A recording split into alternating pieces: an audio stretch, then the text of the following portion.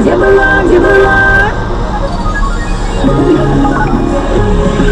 17:49 в Москве, снова о погоде на 20 июня. В среду на предстоящей ночью в Москве ожидается переменная облачность, местами кратковременный дождь.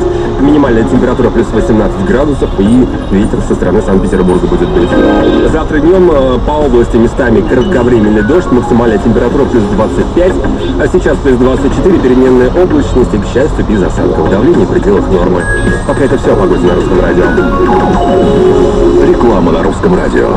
Русское радио и Москомспорт представляют самый большой футбольный парк в Европе Евро-2012 в Лужниках. Прямые трансляции на самом гигантском экране в мире. Каждый день выступления популярных артистов и лучших диджеев страны. А также футбол, пляжный волейбол, стритбол, активный отдых третьего тысячелетия, конкурсы от спонсоров, детская зона и многое другое бесплатно. С 8 июня по 1 июля идем на Евро-2012 в Лужники. Вход свободный.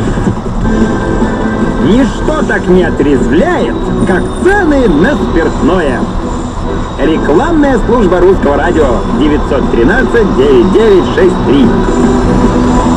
Тут и там Русское радио. твои песни звучат, тут и там твоя музыка вторит мечтам.